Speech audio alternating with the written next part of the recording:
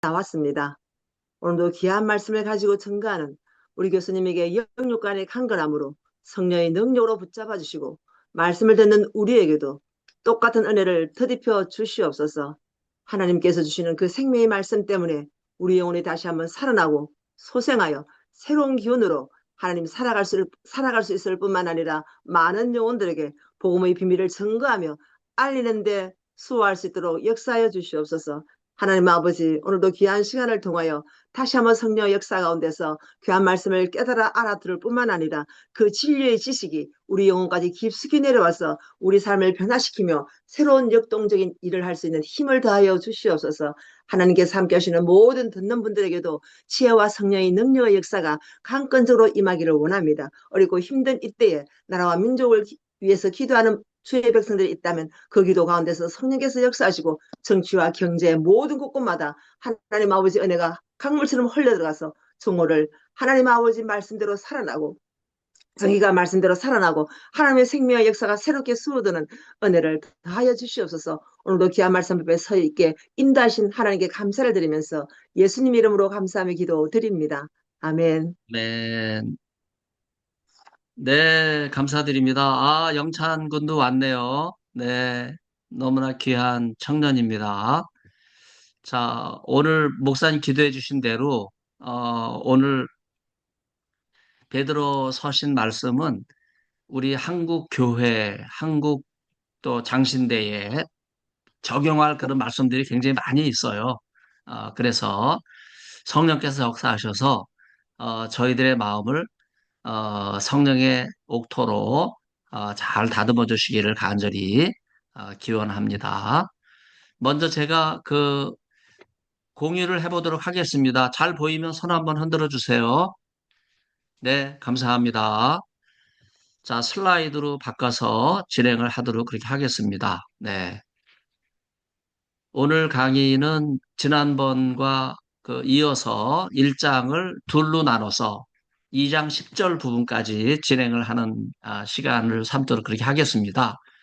어, 여기 여러분에게 자주 보여드리는 그 포스터, 베드로 서신, 이 강좌 포스터 배경에 올드 카이로 예수님이 헤롯의 박해를 피해서 나귀를 타고 피신 가신 그 이집트 동굴 기념교회, 거기 이제 바벨론 교회를 고고학적으로 발굴을 했는데, 여기 둥그런 고고학적 형태가 이 집터라고 그래야 되나? 교회 도면이죠.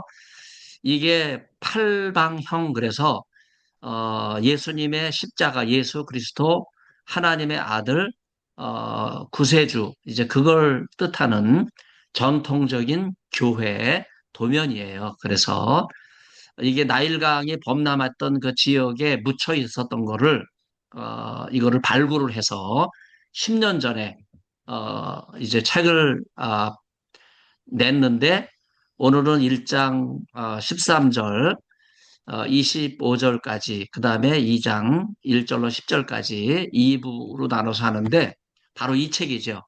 피터 쉐한이라고 하는 학자가 그 고고학적으로 여기를 발굴을 해서 여러분 화면에 보는 그 둥그런 모양이, 유튜브로 보는 분들은 이제 바빌론 오브 이집트라고 하는 고고학 책이 있어요. 피터 쉐한. 이제 그분의 책을 제가 지금 설명해 드리고 있는데, 바로 이게 바벨론 교회예요. 여기서 베드로가 어, 바울의 선교지, 비두니아, 본도, 갈라디아, 그다음에 갑바도기아, 이런 지역에 편지를 보내거든요. 바로 그 출발지가 이 바벨론 교회입니다. 그래서 베드로 전후서는 바로 이 피터 셰아는 고고학자인데 신학자가 아니에요. 바로 고고학적으로 발굴하면서 이분이 베드로전서 5장 13절에 언급된 바벨론 교회를 우리에게 밝혀줬어요. 그래서 제가 매 강의 때마다 이 책을 여러분에게 소개하면서, 저도 10년 전에 이집트의 성지답사 인소를 가서 이 책을 이집트 고고학 박물관에 샀거든요. 그때 책이 처음 나올 때예요. 그래서 너무나 귀한 책을 통해서 한 5, 6년 전에 저희 교회에서 베드로 전후서 성역 공부를 한 적이 있는데 이 고고학 책을 발굴하면서 제가 베드로 전후서 주석책을 새로 쓰게 되는 그런 전기도 마련하게 됐습니다. 자, 오늘은 베드로전서 1장 13절로 16절 먼저 거룩한 삶을 말씀하고 있는 내용을 소개하겠습니다.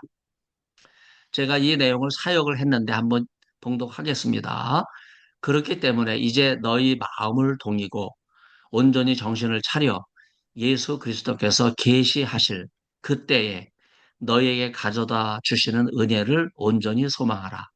너희가 전에 무지와 욕망에 빠졌을 때 순종하는 자녀들처럼 너희 스스로 형태를 취하지 말라. 그러나 너희를 부르신 거룩한 분을 따라 너희 모든 행위에 있어서 거룩하게 되어라. 이렇게 기록되었기 때문이다. 나는 거룩하기 때문에 너희도 거룩하게 되어라. 여러분 이 말씀 보면 이 베드로가 예수님들 가까이 있었잖아요. 그래서 예수님의 말씀에 그 흔적이 여기 나타나요. 누가복음 12장 35절 보면 허리를 동이라 하는 말씀인데 그 말씀을 여기 첫 절에서는 마음을 동이라 하는 표현으로 사용하고 있죠. 또 예수님께서 하나님이 거룩하신 분이시기 때문에 거룩하라고 하는 교훈을 하셨는데 이 말씀을 베드로는 직접 어, 예수님한테 들었잖아요. 그렇기 때문에 예수님의 음성으로 표현해요. 나는 거룩하기 때문에 너희도 거룩하게 되어라. 이제 예수님의 이러한 말씀을 통해서 여기 중간에 무지와 욕망 제가 특별히 표시를 했는데요. 알지 못하던 시대에 범했던 죄, 그 다음에 그 죄가 욕망에 연결된 인간의 쾌락과 관련된 죄악이거든요. 제가 누누이 설명드리지만 베드로가 27년 지중해 선교할 때 바로 이방 우상 제사 신전에 가득했던 죄악이 동성애 죄악이에요. 뿐만 아니라 플라톤의 심포지움과 에로스가 그리스 로마 신화로 소개가 되면서 많이 알려졌거든요. 그래서 그리스 로마 지중해 문화 자체가 동성애 문화거든요. 이게 무지 알지 못하면서 동성애에 빠진 거예요. 인간의 쾌락과 욕망에 빠졌거든요. 이것을 이길 수 있는 길이 뭐냐? 예수님의 복음밖에 없다. 이제 그것을 강조하고 있는 거예요. 그래서 예수님의 복음의 능력을 통해서만 거룩해질 수 있다고 하는 거룩이라는 단어가 4번 나오지 않습니까? 그리고 예수님을 이제 계시하시는 분으로 개정개혁판 성경은 이거를 아마 나타내심이라고 아마 되어 있을 텐데 그게 계시라는 단어이기 때문에 제가 계시로 직접 사용을 했습니다. 자, 설명을 보면 아까도 말씀드렸네요. 누가복음 12장 35절에 예수님 말씀 허리를 동이라 하는 이 말씀을 인용하면서 즉각적인 행동을 요구하지요. 마음을 동인다와 정신을 차린다 하는 이 말은 그 당시 알지 못하고 무지한 가운데 동성애 문화와 죄악에 빠져 있는 사람들한테 경종을 울리는 말씀이에요. 근데 요즘도 이 동성애는 참 심각하거든요. 뭐 축제 형식으로도 하잖아요. 전국을 돌면서. 우리나라가 굉장히 조그만 나라인데 서울부터 시작하고 제주도까지 이 동성애 퀴어 퍼레이드를 하잖아요. 목사들이 가서 또 축복식까지 해요. 너무나 안타까운 일이 계속되고 있는데 매스컴에 알려졌으니까 제가 언급을 하면 감신대 이동환 목사는 인천 퀴어 퍼레이드 가서 축복을 했거든요. 어, 성이 목사 가운을 입고 가서 축복을 했어요. 이걸 감리교단이 징계를 했는데 법원이 징계 무효 처분을 내렸어요. 이래서 교회가 위기 가운데 있는 거예요. 목사들이 무지한 가운데 동성애를 옹호하는 것이 아니라 이성과 모든 것을 동원해서 지지하는 이런 시대가 바로 악한 시대입니다. 장신대도 마찬가지죠. 제가 나중에 또 언급하겠습니다. 베드로는 13절에서 아포칼립시스라고 하는 단어를 사용하죠. 이게 계시예요. 개역 개정판은 나타나심이라는 단어로 사용했지만 이게 계시거든요. 그래서 예언자적 묵시 선포로 그냥 추상적으로 끝나는 것이 아니라 현재적이고 실제적인 예수님의 복음, 예수님이 직접 오셔서 계시하셨다. 그래서 예수님의 복음을 좋은 소식 계시로 실제 하나님 말씀이 드러나는 걸로 그렇게 선언합니다. 예수 그리스도께서 계시하실 때, 그 예수께서 나타나실 때보다는 훨씬 더 다가가죠. 예수님께서 계시하실 때 너에게 가져다 주시는 은혜. 바로 그 은혜는 뭐예요? 어, 삶이 주는 고통이라든지 예수님의 가르침을 일부러 외면하고 또 잃어버리고 살아가는 사람들에게 복음의 핵심적인 내용을 일깨우기 위한 표현으로 계시라는 단어예요. 이게 아포칼립시스라고 하는 단어이기 때문에 묵시라는 단어와 똑같은 단어거든요. 그래서 계시록을 묵시록이라고 부르잖아요. 그래서 바로 이 악한 세대는 죄악이 관영하고 있기 때문에 이 죄악을 이길 수 있는 길은 오직 예수님의 가르침밖에 없다. 그래서 묵시문학적인 기대 속에서 희망이 없는 상황, 예수님이 오셔서 계시하실 때만 이길 수 있다. 그래서 하나님의 영을 기대하라고 하는 희망의 메시지를 전하고 있습니다. 그로니조라고 하는 단어는 알게 하다, 알리다라고 하는 단어인데 이 단어는 어, 이제 아포칼립시스는 명사고요. 아포칼립토는 동사인데 같은 의미의 단어예요. 그런데 조금 제가 구분하자면 그노리조는 지식을 전하고 알리는 의미에 가깝다고 한다면 아포칼립토는 계시적 의미예요. 비밀이 드러나는 그런 묵시문학적 의미입니다. 그래서 베드로는 계시, 곧 묵시를 가졌다 하는 내용을 언급하기 위해서 아포칼립토라고 하는 단어를 선택을 했습니다. 신약 전체에서 행위라고 하는 단어는 13번 사용되는데 그 중에서 6번이 베드로전서에 나와요. 그만큼 신약의 절반에서 행위라고 하는 단어, 이 단어가 아나스트로페라고 하는 단어인데 이 단어가 베드로 전서의 절반 이상 나온다는 건 뭘 의미하는 겁니까? 모든 행위는 예수 그리스도를 믿기 이전에 살았던 행위를 가리키는 거예요. 그래서 그 행위는 어디에 연결되냐 하면 무지와 욕망에 연결되고 있어요. 알지 못하는, 알지 못하고 하는 행동, 그 다음에 인간의 쾌락과 욕망을 따라가는 행동, 그걸 사도 베드로는 지중해 세계의 어, 음란한 문화를 향해서 경종을 울리고 있어요. 특히 이 욕망이라고 하는 단어는요, 여러분 뭐 다 아시잖아요. 동성애 쾌락에 이끌리는 육체의 욕망을 가리켜요. 바로 이 단어는요, 소돔 고모라 사람들이 하나님께서 보내신 천사도 알아보지 못하고 무지한 거죠. 그 다음에 욕망, 쾌락과 욕망을 즐기려고 롯의 문을 두드리면서 내가 이 남자 천사들과 상관하겠다. 이 상관이라는 단어는 히브리어 야다. 그래서 여러분 잘 아시잖아요. 남성 소돔 사람들이 남성 천사들과 동성애 쾌락을 즐기겠다. 이만큼 음란한 시대가 소돔 고모라고 바로 이게 지중해에 관영한 죄악이었어요. 그래서 베드로는 예수 그리스도를 믿고 따르는 사람들에게 모든 행위에 있어서 무지와 욕망을 버리고 이게 참 핵심적인 말씀이죠. 그냥 우리가 알고 있는 행위가 아니에요. 이거는 알지 못하고 욕망을 따라간 행위다. 그래서 이거를 벗어버리기 위해서는 이 벗는다고 하는 단어가 히브리서 저 베드로전서 오늘 본문에 나오는데 예수 그리스도의 교훈을 따라서만 거룩한 모습으로 변화될 수 있는 거예요. 그래서 14, 16절에서 말하는 거룩은요. 14절 이하의 거룩을 또 반복하는데 이 결론과 통합니다. 그래서 하나님 앞에 합당하게 행하는 것이 거룩한 행동이에요. 그러니까 무지와 욕망의 행동은 뭐예요? 이거는 이방 신전의 행동이죠. 알지 못하는 신에게 섬기는 아덴 사람들, 아레오바고 설교와 똑같은 그런 내용이라고 할 수 있습니다. 그러나 하나님은 거룩하신 분이에요.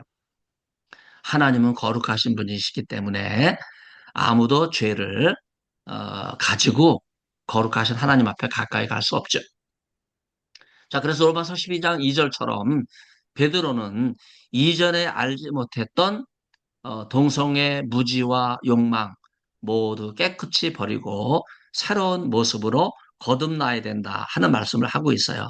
그래서 베드로전서는요, 불안한 사회 환경 속에서 흔들리지 말고 내가 모르고 죄를 졌다 통하지 않는 거예요. 믿음에 굳게 서서 흔들리지 말 것을 강조합니다. 새 생명을 얻은 자들이 옛 동성의 유혹과 우상 숭배로 돌아가려는 마음을 버리고 진리의 복음을 굳게 붙잡는 거 얼마나 중요한지 바로 행동을 강조하면서 예수 그리스도를 떠나는 것은 그 동성의 죄악을 떠나는 거다 하는 그러한 가르침으로 연결을 짓고 있어요. 여기 갑바도기아 동굴 괴렘의 수도원 전경이 나와 있죠. 여기 제가 누차 말씀드리지만요. 바로 이 베드로 전 후서가 갑바도기아 지역에 보내진 편지예요. 오늘 그 내용을 제가 본문 속에서 갑바도기아와 연결 지으려고 하거든요. 동성의 무지와 욕망 가운데 가득한 지중해, 여러분 거기에 황제 숭배 사상까지 들어와 가지고 예수님을 구주로 고백하는 그리스도인들에게는 엄청난 시련이 온 거예요. 그래서 이들은요, 죄악 세상을 벗어나서 이렇게 어, 불교처럼 혼자 이렇게 들어가는 게 아니라 집단으로 들어갔어요. 한 10층 규모의 지하의 땅굴을 파면서 수만 명이 모여서 성도의 신앙생활을 했던 곳이 바로 이 갑바도기야. 그 중에서 이 오른쪽에 괴렘의 수도원 전경을 여러분에게 보여드리고 있어요. 바로 이것이 이 갑바도기아 중심지입니다. 여기에서 수도사들이 기도하고 말씀을 묵상하면서 어려운 환란과 순교의 상황을 극복해 나갔어요. 여기 하기오스, 거룩이라고 하는 단어는요, 우리말에 거룩 이렇게 표현되고 있는데, 저는 이 베드로 서신 주석을 하면서 하나님의 또 다른 이름이다. 그렇게 주석을 하고 싶어요. 그 참고 기절로 요한일서 1장 20절 하나님에 대한 칭호와 연결 짓고 레위기 11장 45절 하나님의 거룩한 속성에 대해서 이야기하고 고린도서 7장 1절에서는요. 거룩함을 온전히 이루어 영과 육의 깨끗함을 받는 그런 차원으로 여기서 거룩이라고 하는 이름은 하나님께서 깨끗하신 분이시라는 사실을 우리에게 알려주고 있어요. 그래서 하나님께서는요, 자기 백성이 거룩하게 되기를 원하세요. 하기오스는 인간이 하나님과 교제할 수 있는 유일한 통로예요. 인간이 하나님과 가까이 할 수 있는 길은 거룩해지는 길밖에 없거든요. 그래서 우리가 갑바디아를 가면 저런 동굴들만 보면서 여러분이 그냥 배우 사진을 찍을 것이 아니라 거기에 실제로 거룩한 모습으로 변화되면서 살아갔던 성도, 수만 명의 성도의 거룩한 모습을 우리가 떠올려야 돼요. 바로 그 모습이 갑바도기아 성도의 모습입니다. 죄인인 인간은 거룩하신 하나님께 다가갈 수 없어요. 어린 양 예수님께서 죄인의 몸을 입으시고 이 땅에 오셔서 인간의 죄를 담당해 주심으로써 죄인이 하나님께 나아갈 수 있는 길을 열어 주셨습니다. 자, 그러면 17절로 21절 병회의 삶에 대해서 소개를 하는데 제가 사역한 부분을 봉독해 드리겠습니다. 그리고 너희는 겉모습을 보지 않고 각 사람의 행위에 따라 공정하게 판단하시는 분을 아버지라 부른즉 너희는 외국인으로 지낼 때 그때에도 두려움으로 행동하라. 너희는 알고 있는데 너희 조상에게서 물려받은 망령된 행동 방식에서 속량된 것은 은이나 금같이 없어지는 것으로가 아니라 오직 흠없고 점없는 속죄의 어린 양과 같은 그리스도의 보혈로 된 것이다. 세상의 창조 전에 하나님께서 미리 알리시고 이 마지막 때 너희를 위해 나타나신 그리스도를 통하여 그를 죽은 자로부터 일으키신 그에게 그리고 그에게 영광을 주신 하나님으로 말미암아 신실하게 되었으니 너희의 믿음과 소망이 하나님 안에 있음이라. 여기 베드로는요, 예수님 옆에 딱 붙어서 공생애 3년을 지냈기 때문에 예수님이 하나님께 기도하면서 아버지 그렇게 부르면서 기도한 거 알고 계세요. 그 주기도문도 하늘에 계신 우리 아버지 그렇게 가르치고 있지 않습니까? 그래서 너무나 예수님의 그 육성이 배어 나오는 그런 표현이라고 말씀드릴 수가 있겠습니다. 여기 성령이라고 하는 단어도 나오는데 이거는 누가복음 10장 45절에 대속제물이 되시려고 오셨다 할 때 그 단어와 똑같은 단어예요. 명사로 이야기하면 리트론이죠. 바로 속량하신다고 하는 단어예요. 무엇을 속량하셨나? 망령된 행동 방식. 여러분, 표현이 어떤 건지 나중에 구체적으로 그 악동 목록이 나오는데, 바로 무지와 욕망 가운데 망령된 행동 양식을 따라서 살아갔던 이 갑바도기아 지역, 지중해 지역, 이런 교회 성도들로부터, 어, 이제 거룩하게 성별된 성도의 삶의 모습을 보여주고 있습니다. 이것은요, 창세 전에 미리 알려주신 거예요. 세상의 창조 전에. 그만큼 하나님의 원대하신 계획 속에 예수 그리스도를 통한 구원이 나타나는데 죽은 자로부터 영광을 주신 바로 예수 그리스도를 가리키죠. 바로 예수님의 십자가와 부활의 목격자가 된 사람이 누구예요? 베드로잖아요. 우리는 예수님의 십자가와 부활을 목격한 사람이 아니에요. 사도들이 전해준 것을 들은 사람인데 베드로는 우리하고 위상이 다르잖아요. 예수님의 십자가 현장에 있었어요. 물론 도망갔죠. 그렇지만은 그는 나중에 다시 회개하죠.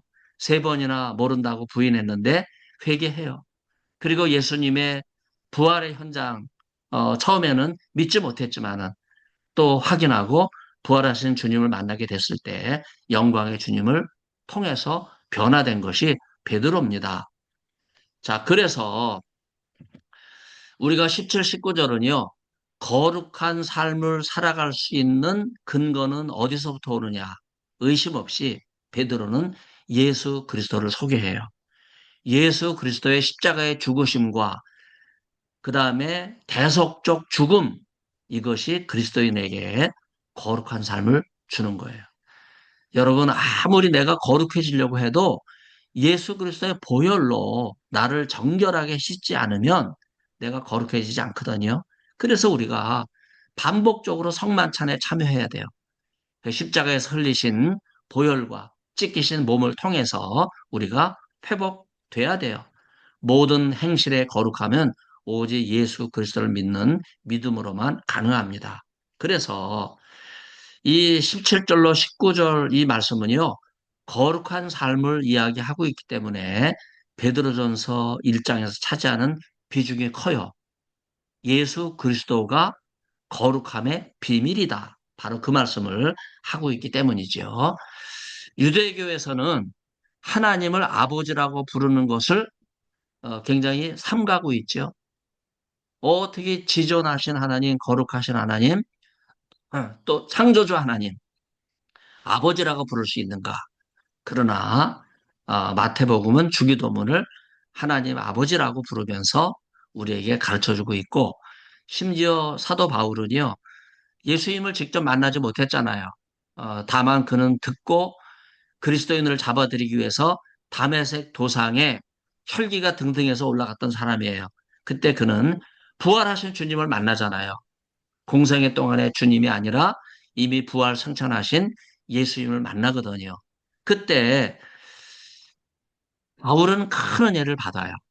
그래서 다메섹 도상에서 변화된 바울은요, 로마서 8장하고 갈라디아서에서 하나님을 아빠, 아버지, 아바, 아버지, 그렇게 부르고 있는 친근한 모습, 이제 하나님을 아버지라고 부르는 친근한 모습, 그것을 우리에게 보여주고 있어요. 베드로는요, 마태복음도 잘 알고 있고, 또 바울 서신도 잘 알고 있어요. 그래서 예수를 믿고 따르는 공동체는 하나님을 아버지라고 부른다. 이러한 차원에서 오늘 하나님을 아버지라고 부르면서 하나님께서 예수 그리스도를 통해 어린 양과 같은 대속적 죽음을 통해서 우리를 속량하셨다 하는 사실을 강조하고 있습니다. 여기 마타이아라고 하는 단어, 쓸모없는 헛된 망령된 무가치한 이라고 하는 단어는요, 형용사의 수식을 받으면서 아나스트로페, 그래서 망령된 행동 방식, 헛된 행동 방식을 소개를 하는데 사도행전 14장 15절에도 나오고 에베소서 4장 17절에 나와요. 이 구절을 어, 베드로가 개정개혁파는 헛된 행실로 번역을 했는데 저는 사도행전과 에베소서와 같이 연결을 지어서 망령된 행동 방식으로 통일을 해야 된다. 그렇게 생각해요. 그래서 지금 새로운 번역 성경도 나왔는데 이걸 통일을 못하고 있거든요. 그게 참 안타까운 거예요. 같은 단어는 같은 헬라어이기 때문에 같이 번역을 해야 되는데 이제 이런 기절들을 우리가 제가 주석에 제시를 했으니까 한 20년 후에 이제 성경이 이제 새로 번역이 될 때 그때는 반영됐으면 좋겠습니다.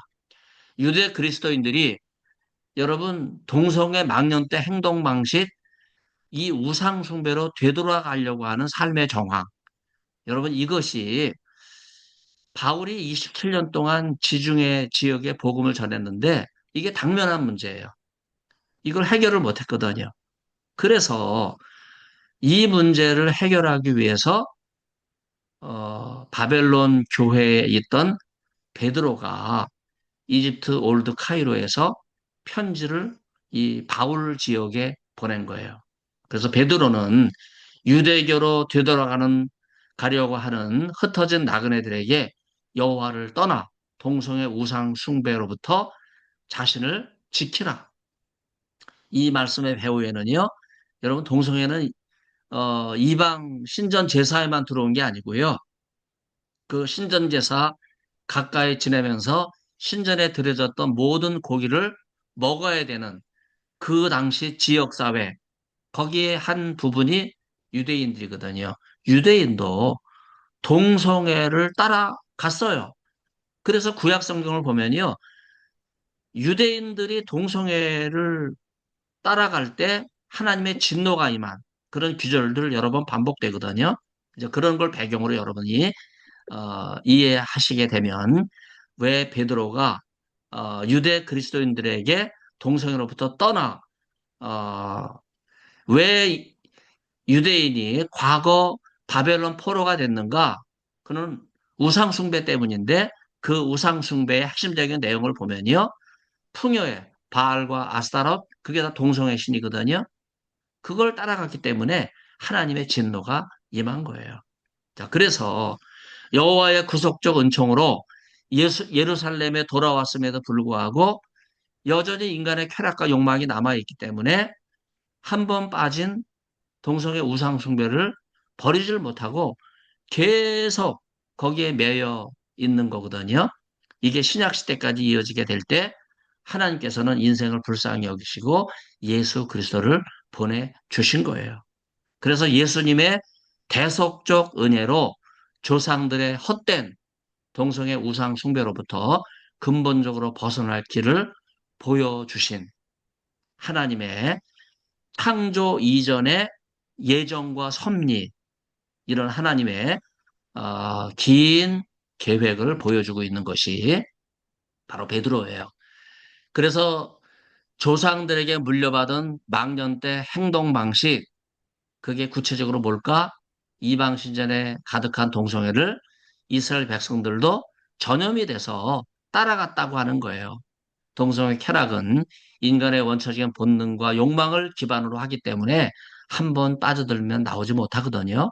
그래서 하나님께서는요, 그리스도, 예수 그리스도의 대속적 은혜로 이 영영 죽을 수밖에 없는 인간의 쾌락, 무지와 욕망, 이 동성애로부터 속량하여 주셨다 하는 말씀을 하고 있어요.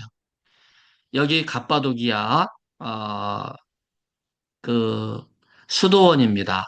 여기 사람 제가 일부러 어, 이 기준을 삼으려고 마침 사람이 거기 서 있어서 찍었는데 이게 몇 층이에요? 1층, 2층, 3층, 4층, 5층, 6층, 7층, 한 8층 규모가 되는 이런 어마어마한 갑바도기아 수도원 입구인데 많은 박해가 있었을 때 거룩한 신앙을 지키기 위해서 수만 명의 성도들이 이 갑바도기아에 밀려 들어갔어요.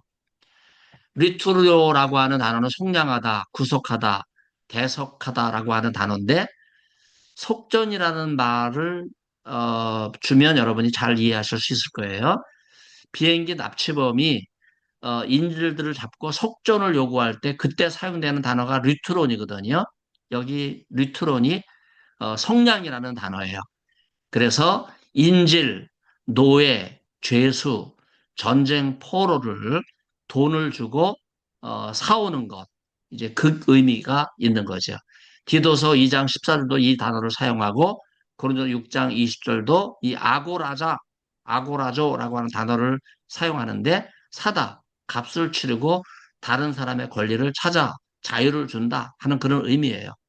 그래서 이 단어는 리투리오, 특히 베드로 서신에서 예수 그리스도의 십자가 사건이 죄를 사하기 위한 대속적 보혈의 사건이라고 하는 이런 내용을 간직하고 아까도 말씀드린 것처럼 마가복음 10장 45절에 대속제물로 오셨다 할 때 그 단어가 속량이라는 단어, 리투오에서 나온 바로 그 단어라고 하는 것을 연결 지으시면 돼요. 그래서 베드로는요, 속량과 대속의 의미를 예수 그리스도의 십자가와 부활 사건으로 이해를 합니다. 그래서 이 베드로 서신을 읽는 그 청독자들이 조상들의 망령된 동성애 행실과 우상 숭배에서 벗어날 수 있는 길은 아무것도 없어요. 여러분 소돔 고모라만 동성애로 멸망한 것이 아니고요. 베수비오 화산 때문에 멸망된 그 로마의 그 도시 있잖아요. 여러분 거기도 보면요. 음란하기 이를 데 없거든요. 그걸 고고학자가 무슨 구덩이가 있는데 이 구덩이가 뭔가 이거를 그냥 막 도끼로 부셔버리면 이게 뭔지 실체를 밝힐 수 없기 때문에 고고학자들이 이 구덩이가 나올 때 거기에다가 석고를 벗어요. 석고상을 벗갖고 쭉 이렇게 석고상이 내려가게. 구멍 나올 때마다 다 그렇게 한 거예요. 그리고 석고상이 마른 다음에 그거를 발굴했더니 이게 사람들, 동성애 행위하고 있는 이런 사람들이 막 발굴이 된 거예요. 그래서, 야, 이게 참 동성애는 과거 소돔 고모라만 있었던 것이 아니라 현대까지도 계속된다고 하는 이제 그런 차원을 우리에게 말해주고 있는데 이런 망령된 동성애 행실과 우상 숭배로부터 벗어날 수 있는 길은 오직 예수 그리스도의 대속적 죽음밖에 없다 하는 사실을 강조하고 있어요. 20절 말씀 보면 제가 사역을 했죠. 세상의 창조 전에 미리 알리시고 라고 하는 표현 에베소 3장 1절의 표현과 흡사하며 마지막 때 너희를 살리기 위해서 오신 예수 그리스도를 표현하고 있는 내용이에요. 그래서 여기 보세요. 세상의 창조 전, 이건 알파라고 보고요. 그 다음에 그 뒷기절, 마지막 때, 이거는 종말이잖아요. 그래서 알파와 오마가가 되신 예수 그리스도, 요한계시록의 관점이 여기 베드로 서신에도 그대로 나타나고 있습니다. 자, 그래서 죽은 자들로부터 일으키신 그리고 그에게 영광을 주신 하나님, 이 제가 사역을 한 규절에 죽음과 영광이라고 하는 단어가 서로 이율배반적이잖아요. 연관성이 없어 보이잖아요. 그럼에도 불구하고 이 두 단어를 대비시킴으로써 예수님의 십자가와 부활을 강조하는 거예요. 그래서 예수님의 십자가 죽음과 부활의 영광이 없다면요, 인간의 죄는 해결될 길이 없는 거예요. 그래서 이 복음의 비밀을 보여주고 있는 것이 베드로 서신입니다. 그럼에도 불구하고 예수님이 사망의 권세를 깨뜨리시고 부활하신 분이신데 메시아이시거든요.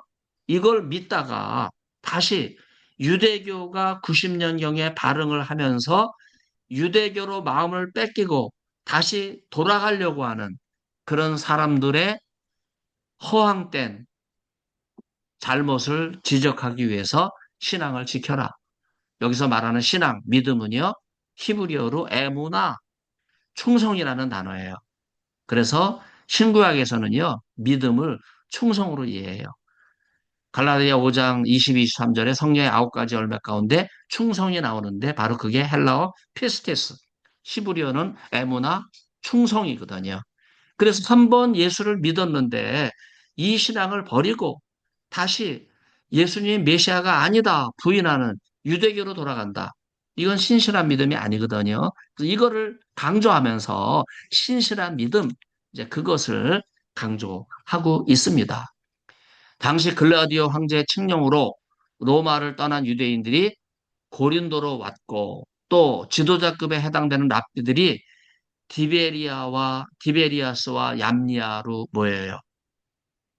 지금 디베리아스는 갈릴리 호수 쪽에 디베리아죠. 그리고 얌니아는 지금 이스라엘과 가자 지구가 전쟁하고 있는 바로 그 가자 지구예요. 그래서 이들이 랍비 유대교를 재건하는 움직임을 보였거든요. 그리고 실제로 4세기경에는요, 티베리아스에서 예루살렘 탈무드, 일명 팔레스타인 탈무드가 부르는데, 이제 그게 집대성된 것이 티베리아스입니다. 그래서 예루살렘 탈무드가 완성되고, 얌리아에서는요, 체계 종교인 랍비 유대교가 창건이 돼요. 그래서 이번 전쟁 가운데 그 이스라엘과 가자 전쟁 중에 그 모자이크가 막 드러났거든요. 그 모자이크의 내용이 뭐냐 하면 유대교 회당이고 유대교 회당과 같이 있었던 비잔틴 교회 유적지예요. 그만큼 이 전쟁의 포탄과 폐허 속에서 새로운 유적지가 발굴된 것을 보면 아마 이 얌니아, 야분의 히브리어로 이 지역에 랍비 유대교가 창건된 그런 역사가 이제 고고학적으로 많이 입증이 돼서 저도 이제 성지 또 한번 가게 되면 전쟁이 끝나면은 여기 한번 가보고 싶거든요. 가자지구에. 그래서 이 고고학적 현장을 좀 확인을 하고 싶어요. 참고로 6세기경에 예루살렘 탈무드보다 두 배가 큰 분량. 그 제가 이걸 읽으면서 제 그 예수님의 안식일 논쟁이라고 하는 학위 논문을 완성을 했는데 그래서 제 논문의 한 3분의 2는 구약 논문이에요. 그만큼 예수님은 구약 성경을 사랑하셨고, 또 안식일 논쟁은, 이 구약, 랍비 문헌들을 봐야 되기 때문에, 그래서 제가, 탈무드, 바벨론 탈무드 기록된, 장소이기도 한, 올드 카이로, 이집트. 그래서 바벨론 교회는요, 베드로 서신만 기록된 장소가 아니고요, 바벨론 탈무드를 기록한 장소예요. 여러분 바벨론 그러니까 티그리스 유프라데스 강의 올드 바벨로니아 거기가 아니에요. 바벨론 탈무드는 6세기 에스라 회당이 있었던 우리가 예수님 피난 이집트 피난교회 가면 에스라 회당을 가는데 바로 그 장소가 바벨론 탈무드가 기록된 장소입니다. 이런 상황에서 많은 유대인들이 유대교로 되돌아가는 일이 발생한 거예요. 그래서 베드로는 안타까운 거예요. 유대교로부터 나왔다가 예수님을 메시아로 고백을 했는데 다시 유대교로 돌아간다. 이거를 경계하기 위해서 베드로는요, 예수님께서 십자가로 이루신 영광을 강조하고 있습니다. 그게 핵심적인 내용이에요. 제가 이 내용이 너무나 중요해서 좀 많은 역사적인 내용과 관련지어 말씀을 드렸고, 저도 가자지고 가고 싶다. 이제 그런 내용을 말씀드렸고, 왜냐하면 거기서 그 랍비 유대교가 90년경에 창건됐기 때문에 이제 가봐야 되는 장소잖아요. 이제 문이 열릴 테니까. 그 다음에 여러분이 늘 가시는 올드 카이로 바벨론 교회 제가 다시 제안했지만 바로 그 장소가 예루살렘 탈무드보다 몇 배 더 많은 어, 바벨론 탈무드가 집대성된 장소다. 이제 그만큼 중요한 장소이기 때문에 참고로 말씀드리면요. 예루살렘 탈무드와 바벨론 탈무드에 나오는 18기둥 기도문이 있어요.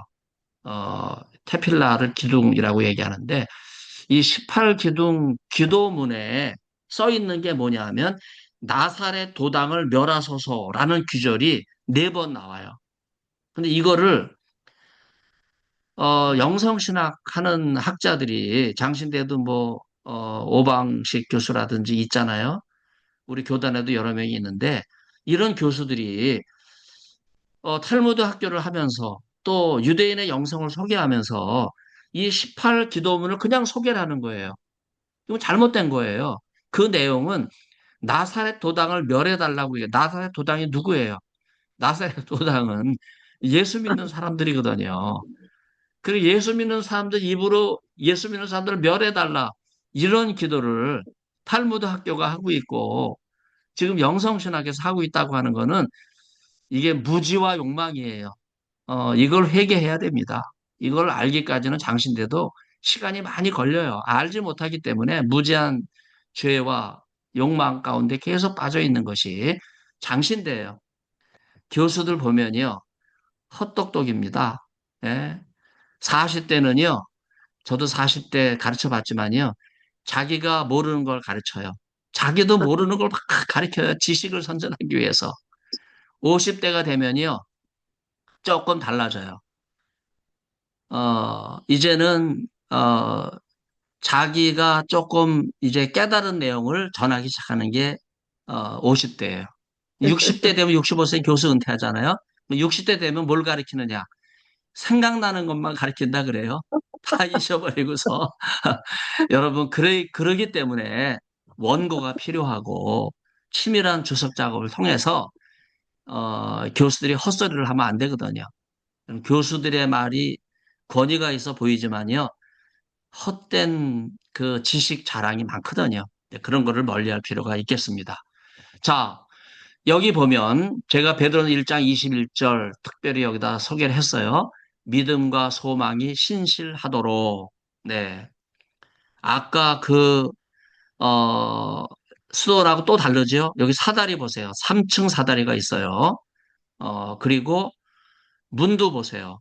1층에 들어가는 문이 있고 사다리가 있는 거 보면 1층에서 2층이 연결이 안 돼서 2층으로 들어가면 2층에서는 그 위로 8층까지 쭉 연결될 수 있는 바로 이것이 괴렘의 수도원이에요.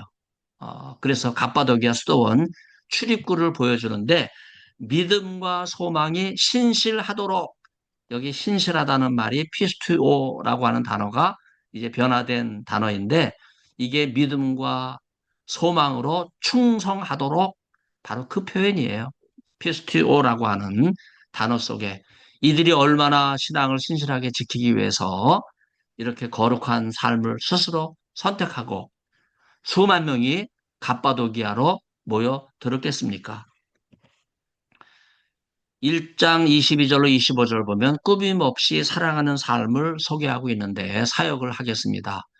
너희는 진리에 복종함으로써 마음이 깨끗해져서 꾸밈 없는 형제 자매를 사랑할 수 있게 되었으니 마음으로 열렬히 서로 사랑하라. 너희는 썩어 없어질 씨앗에서 난 것이 아니라 썩지 아니할 씨앗 곧 살아계신 하나님의 말씀을 통하여 새로 난 사람들이다. 이러함으로 모든 인간은 풀과 같고 인간의 영광은 풀의 꽃과 같다. 풀은 마르고 꽃은 떨어지지만 주께서 하신 말씀은 영원토록 머무른다. 그런데 너희에게 복음으로 전해진 말씀이 바로 이것이다. 여러분, 이 말씀 가운데서 우리가 생각나는 예언자가 있죠? 바로 호세아 예언자예요. 여러분, 아가페 하나님의 사랑을 저버리고 그 호세아 아내 고멜이 그 세상의 사랑, 에로스 사랑을 따라갔잖아요. 여러분, 형제끼리 열렬히 사랑하라. 여러분, 이건 아가페 사랑이거든요. 그런데 이 아가페 사랑을 버리고 에로스 사랑이 계속해서 유혹하거든요. 이게 세상의 풍조예요. 그런데 세상의 에로스 사랑은 썩어 없어질 씨앗이라 하는 거예요. 썩지 않을 씨앗은 바로 아가페 사랑이죠. 그래서 썩어 없어질 씨앗은요, 꽃을 피우지만 풀에 꽃과 같고 풀은 마르고 꽃은 떨어지고 에로스 사랑은 다 사라지지만 하나님의 아가페 사랑은 영원하다. 그것을 일깨워주고 있는 말씀이 바로 이 말씀이에요. 자, 꾸밈없이라고 하는 단어, 어, 이 단어가 꾸밈은 곧 동성의 사랑이에요. 여러분, 에로스 사랑으로 유혹하기 위해서 어, 성적으로 꾸미는 거예요. 그게 문화거든요. 이걸 어, 배격하고 있어요. 꾸밈 없이 형제를 사랑하라. 그래서 꾸미고 유행을 따라서 동성애 향연 문화와 요란함과 가식을 따라가는 그 시대 풍조를 거부하고 꾸밈 없이 그리스도의 사랑으로 사랑하라. 그래서 하나님의 사랑은요, 아가페 사랑이기 때문에 그레코 로만 향연에서 플라톤의 심포지움에 나오는 바로 그 내용이죠. 성인 남성이 미소년을, 헬라어로는 에라스테스가 에로메네스를, 제가 이 강의를요, 플라톤의 심포지움을 들고 가서 장신대 신대원 학생들에게 강의를 하면요, 이 학생들이 그때서야 지적으로 인식을 해요. 아, 이 플라톤의 심포지움은요, 동성애 교과서구나. 그래서 그 당시 문화가 동성애로 관용했구나. 남성뿐만 아니에요. 성인 여성이 미소녀를 동성애 에락스, 쾌락과 욕망으로 철저하게 유린하며 그들을 성적으로 유혹하기 위해서 꾸미고 또 요란한 향연 문화로 가식적인 행동을 한 거거든요. 언행을 한 거예요. 이거는 심포지움, 향연이에요. 그러나 예수님의 식탁 교제는 어떤 거예요?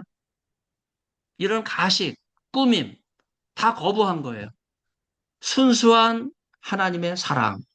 여러분, 이 하나님의 사랑은 여러분 화려한 옷을 입고 아름다운 음식을 먹으면서 모여 있는 플라톤의 향연이 아니고요.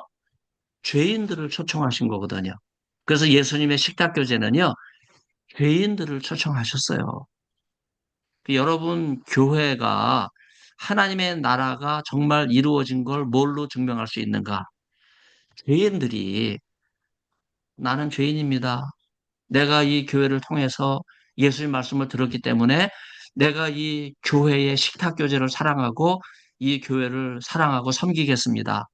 이런 일이 일어나게 될 때 바로 그것이 하나님의 나라가 실현된 교회의 현장입니다. 플라톤 향연에서는요, 에로스 사랑의 식탁이라고 하는, 식사라고 하는 계급과 명예, 제가 이렇게 비유를 하면서 학생들한테 가르쳐요. 디귿자로 되어 있는 방인데요. 거기도 계급이 있어요. 한 방에 있어도 세 가지 계급 사람들이 디귿자의 의자에, 장의자에 앉아 있는데 제일 계급이 높은 사람한테는 랍스터가 나와요. 조금 계급이 떨어진 사람한테는 이제 어 그거보다 조금 떨어진 뭐 랍스터보다 적은 게 뭐예요? 어 조그만 음. 가재가 나와. 그런데 그보다 더 계급이 떨어진 귀퉁이에 앉은 사람은요, 음. 산에서 돌짝을 들치면은 나오는 그 조그만 거 있잖아요. 그런 걸 대접하는 같은 플라토 향연자리라고 해도요, 이게 계급과 명예로 포장되어 있어요. 그러나 예수님의 시탁교제는요, 둥그래요. 누구나 다 같이 앉아서 죄를 용서하시고 사랑하시는 하나님의 아가페 사랑의 은혜를 만끽할 수 있는 그런 자리라고 할 수 있겠습니다. 22절, 24절은요, 마음으로 열렬히 서로 사랑하라 그래요. 제가 마음으로라고 하는 단어는요, 이건 아가페 사랑입니다. 그런데 이것과 대립되는 게 육체적으로 사랑하는 거예요. 이건 동성애예요. 그래서 베드로가 마음으로 열렬히 사랑하라 이야기할 때 이거는 아가페 사랑을 강조하고 이 마음의 깨끗함을 받으라 하는 이러한 말씀을 강조하기 위해서 1장 22절로 2장 3절에서 베드로는요, 새로 난이라고 하는 단어를 사용하는데 바로 이 단어가 세례를 권고하고 있는 거예요.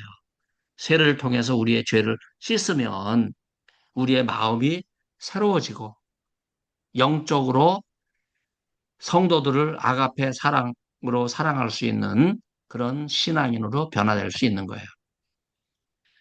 여기 갑바도기아 예배당 삼위일체 둥근 천장 보세요. 이게 프레스코화거든요. 어, 여러분 내용을 보면 너무나 이게 그 아름다워요. 둥근 돔, 이제 둥근 천장이라고 제가 번역했는데 영어로 얘기하면 fault죠. B-A-U-L-T, fault. 이 fault라고 하는 단어는 도움이라고 하는 단어와 다르잖아요. 도움은 그냥 어, 좀 천체를 모형화했다고 볼 수 있어요. 그런데 이 둥근 천장은요, 삼위일체를 모형한 거예요. 삼위일체. 성부, 성자, 성령이거든요.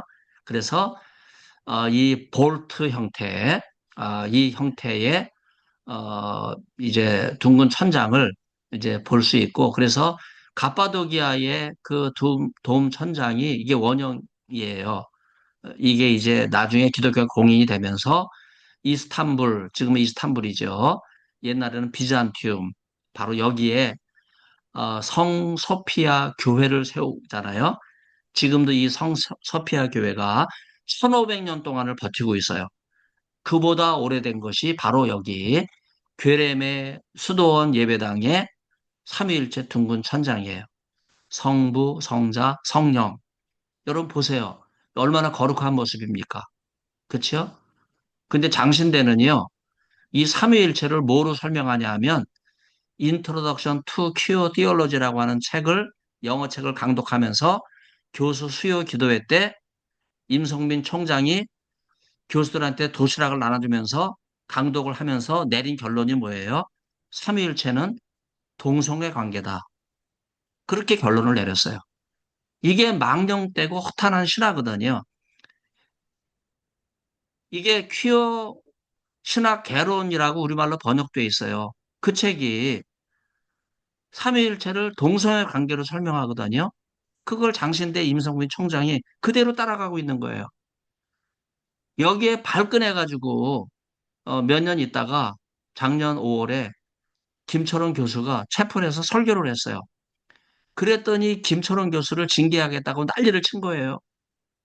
여러분 이게 지금 장신대 현주소입니다. 109회 총회 때 김은영 총장이 명성교회에서 총회가 모였는데 손을 들고 발언권을 얻었는데 그때 한마디 한 게 뭐예요? 장신대는 무지개 신학교가 아닙니다. 거짓말이에요. 장신대는 무지개 신학교예요. 장신대에서 무지개 깃발을 들고 예배위원도 아닌데 무지개 옷을 입고 예배 끝난 다음에 한경제 예배당 십자가 밑에서 기념 촬영을 해가지고 그걸 자기들이 소개함으로써 우리 교단을 발칵 뒤집어 놨거든요. 그게 장신대예요. 여러분 장신대가 무지개 신학교 아니라고요? 지금도 장신대에서는 데모를 하면요. 무지개 깃발을 들고 밑에 장로신학대학교 이렇게 써 있어요. 그렇게 하고 시위를 해요. 예를 들어 볼까요? 작년 3월 여러분 이재명 탄핵 찬성에 동조하는 성명서를 장신대가 여러 차례 발표했는데 그때마다 교내에서 여러분 장신대 미습의 광장에서 무지개 깃발이 펄럭였어요. 이걸 참다 못하 3월 12일 날 장신대 교정에 이재명 반대 성명서를 발표하겠다고 신청했더니 허락을 안 해줬어요. 그래서 밖으로 나왔잖아요. 그래서 교문 앞에서 정식으로 집회를 신청했더니 뭐 대대적으로 소문이 난 거죠. 뭐 350명이 모였으니까. 그래서 한국교회가 발칵 뒤집히지 않았습니까? 그때 제가 무슨 죄가 있어요? 성경대로 동성애는 죄다. 장신대가 동성애를 옹호하면 안 된다. 제가 그렇게 하면서 기도를 했는데 그 데모한 기도 실황을 더불어민주당 최고위원회에 2번을 보내가지고 저를 난리를 쳤잖아요. 여러분, 제가 정치인이 아니잖아요. 저는 목사고 교수잖아요. 그런데 저를 더불어민주당 최고위원회가 2번 다루면서 난리를 친 거예요. 그래서 제가 칼럼을 10개를 썼어요. 10개를 써가지고 내가 왜 그렇게 했느냐. 이재명이 뭐가 문제가 심각한 게 뭐냐. 더불어민주당의 문제점이 뭐냐. 제가 계속해서 한 10번을 얘기하니까요. 쑥 들어갔어요. 여러분, 하나님 말씀 앞에서 부끄러움 없는 행동을 해야 됩니다. 장신대는 아직도 동성애에 옹호하고 있어요. 회개하지 않으면 하나님의 진노가 임할 것입니다. 여기 씨앗이라는 단어가 신약성경에 단 한 번 등장하거든요. 동성애 사랑의 에로스를 썩어질 씨앗으로 이야기해요. 그리고 하나님의 사랑인 아가페는 썩지 아니할 씨앗으로 이야기해요. 그리고 이 표현은 18, 19절에서 금이나 은같이 없어질 것과 그리스도의 보배로운 피 2개를 완전히 대조하면서 여러분 예수 그리스도를 믿는 신앙이 얼마나 금보다 귀한 신앙인지 보여주고 있습니다. 자, 그래서 이거 기독교가 얼마나 소중한지 이걸 알기 위해서는요. 이방신전, 그 다음에 플라톤의 동성애, 향연, 이게 얼마나 인간의 욕망과 쾌락을 자극하는지를 보여줘야 알거든요. 그래서 저는 베드로가 한간의 목사님들은 배우지 못하고 무식한 사람이다. 그렇게 얘기하는데 저는 그렇게 생각 안 해요. 플라톤의 심포지움을 철저하게 읽은 사람이에요. 이거를 완전히 터득하면서 신약성경에 유일하게 씨앗을 양쪽으로 썩어질 씨앗과 썩지 아니할 씨앗 이렇게 구분하면서 복음을 확실하게 드러내고 하나님의 말씀은 썩지 않는다. 이것을 강조하고 있는 것이 베드로예요. 그래서 여러분 히브리어로 보면요. 베드로 서신의 히브리어도 어, 굉장히 고급 히브리어예요. 그리고 히브리서의 헬라어도 굉장히 고급이거든요. 제가 조금 베드로전서 헬라어 마찬가지로 그래서 이걸 아티카 헬라어라 그래요. 아티카 헬라어는요. 호모라든지 플라톤이 쓰는 헬라어예요. 그만큼 히브리서와 베드로 전후서가 고대 그 클래식 문헌이라 그러죠. 거기에 정통해 있으면서 그것을 정면으로 반박하고 있는 거예요. 그만큼 중요한 문서라고 하는 걸 여러분들이 생각해 주시면 좋을 것 같습니다. 구원의 메시지를 선포하는데 그 첫 번째 1장 12절, 1장 25절에서 받아들여지고 이사야 40장 6절 8절 인용하면서 주께서 하신 말씀이 분명하게 너희에게 전한 복음의 말씀이다. 그 복음의 말씀으로 설명하면서 에녹서 전승과 연결이 되면서 이 기절이 제가 3장 19절과 4장 4장 6절 주석할 때 에녹서를 이야기할 거예요. 이 규절에 등장하는 표현의 핵심적인 내용은요. 옥에 갇힌 영들, 곧 죽은 자들을 넘어서 음부의 권세 잡은 자들을 향한 예수 그리스도의 복음 선포, 바로 그것을 강조하고 있는 것이 바로 이 복음의 말씀이에요. 여기 이 복음은요. 우리가 예수 믿으세요 하고 전하는 복음과는 근본적으로 달라요. 예수님이 베드로 3장 19절과 4장 6절에서 영으로 옥에 가서 악한 영들에게 전파하셨다 하는 이 규절, 그 다음에 복음을 전하셨다 하는 이 규절은요, 바로 악한 이 무저갱에 갇혀 있는 어, 악한 사탄을 향해서 이들이 노임받거든요. 요한계시록 9장에 보면 무저갱에서 연기가 올라올 때 그 연기를 타고 무저갱에 있는 사탄 마귀들이 땅으로 올라온다라고 하는 표현이 나와요. 그들이 대환란 때 땅에 올라오기 전에 예수님께서요, 영으로 옥에 있는 영들에게 가셔서 내가 십자가에 죽었을 때 3일 천하 니들 기뻐하지만은 얼마 가지 못한다. 3일 후에는 내가 부활한다. 사탄에게만 전하신 복음의 내용. 바로 그것이 베드로전 3장 19절과 4장 6절이거든요. 이제 그 내용이 뭔지 궁금해 하시기 때문에 제가 맛만 보여드렸고, 이제 나중에 이걸 주색할 때 상세하게 여러분 에녹서와 관련해서 말씀을 드리겠습니다.